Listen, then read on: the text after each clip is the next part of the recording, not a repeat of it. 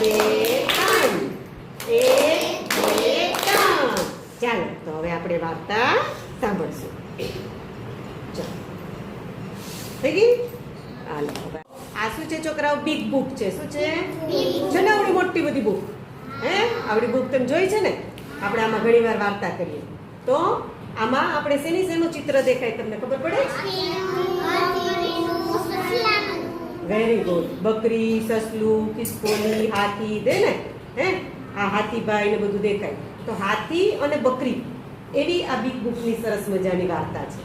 તો આ જે વાર્તા છે ને એ આપણે આજે અહીંયા જોવાની છે. સાંભળ્યું છે ને બધાને? સરસ. તો ચાલો જો પહેલું ચિત્ર આપણને દેખાય છે. હાથીભાઈ શું કરે છે? સૂઈ ગયા છે. મસ્ત મજાના જંગલની અંદર એક ઝાડ છે ને એની નીચે મસ્ત મજાના સૂઈ ગયા છે. કેવા સરસ સૂતા જુઓ. બરાબર. આ હાથીભાઈ સૂતા છે ને. હવે તમે જુઓ ને તો પાછળ ફેરવીએ. હવે હાથીભાઈ જો અહીંયા આવી રીતે સૂતા છે. એની બાજુમાં કઈ દેખાય છે? શું દેખાય છે?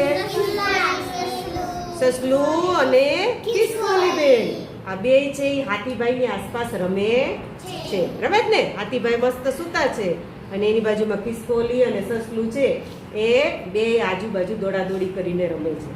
હવે અહીંયા ચિત્ર જુઓ તો એમ કરતા કરતા હાથીભાઈ તો મસ્ત સૂતા છે, પડખું ફરીને જો સૂતા, અને એમાં એના ઉપર કોણ ચડી ગયું?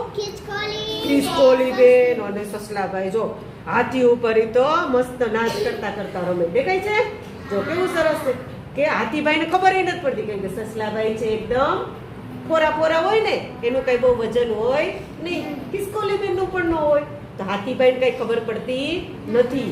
અને આમ થોડી ગદી ગદી થતી હશે એને મજા આવતી હશે ઊંઘવાની. હાથીભાઈ તો સૂતા છે કરતા નસકોરા બોલાવતા બોલાવતા. હો ભાઈ દેખાય છે ને? હવે આપણે પાછળ જોયો શું થાય છે.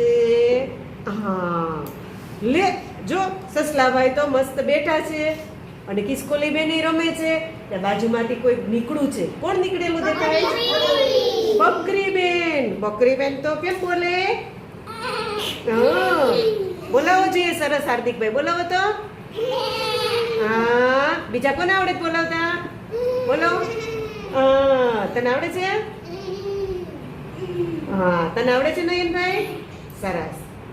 તો આ હાથીભાઈ છે એની બાજુમાં બકરી બેન છે. એ જોવે છે કે મારે પણ હાથી ઉપર ચડવાની ઈચ્છા છે પણ હું કેમ ચડું? તો હાથીભાઈ ઉપર જો આ ચિત્રમાં શું દેખાય છે? બકરી બેન ચડે છે ને ધીમે ધીમે પગથિયા ચડતા હોય એમ. હાથીભાઈ એક આંખે શું કરે છે? હા કોક મારું એ પર વજન વાળું ચડે છે હોય કે. હાથીની પીઠ ઉપર તો સસલાભાઈ ને ખિસકોલી બેન રમતા હતા પણ બકરી બેન નહીં એમ થયું કે હાલો ભાઈ હું પણ હાથી ઉપર ચડું હો.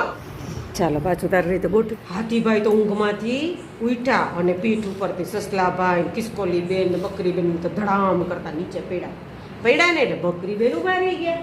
એ સમજુ હતા અને સસલાભાઈ ને ખિસકોલી બેન તો ભાગી ગયા ડરતા માર્યા કે આપણા હાથીભાઈ તો આપણને મારશે. હવે જોયો આ પાછળ શું થાય છે? હાથીભાઈ શું કરે? સસલાભાઈને એને મારે છે કે શું કરે છે કે બકરી બેન આરે શું વાત કરે? જોયો.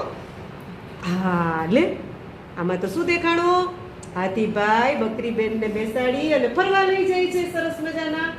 તો આની અંદર ખિસકોલી અને સસલાભાઈ કે આપણે તો ખોટા ડરીને ભાગી ગયા. કે ડરીને ભાગ્યા નહોતા પણ હાથીની પીઠ ઉપર બેસીને સવારી કરવા મળત. સરસ મજાના હાથીભાઈએ તો બકરીબેનને કીધું બેસી જા મારી પીઠ ઉપર, ચાલો હું તમને આખું જંગલ બતાવું.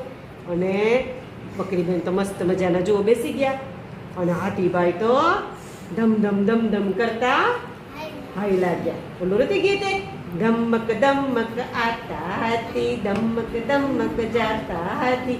એમણે આખા જંગલમાં સવારી ફેરવી અને સસલાભાઈ તો ખિસકોલી બેન તો ડરી ગયા અને જોવા માંડ્યા અરે રે આપણે બે તો રહી ગયા. તો એવું ખોટી રીતનું આપણે ખોટું કામ ન કરીએ તો આપણે ડરવું જોઈએ નહીં. મજા આવી? આમાં આપણે કયા કયા પ્રાણીને જોયા? હાથી, સસલું, બરાબર ને જંગલ હતું ને એમાં ઝાડ જોવા મળતા હતા ને. જો આ ચિત્રમાં જો આપણને થોડા થોડા ઝાડ જોવા મળ્યા છે ને બધામાં દેખાય છે તો આવી આપણી પાસે ઘણી બધી બુક છે. હવે તમારે ખબર પડી ગઈ કેવી રીતે વાંચવાની? તો આવી રીતે આપણે સરસ મજાની વાંચવાની છે.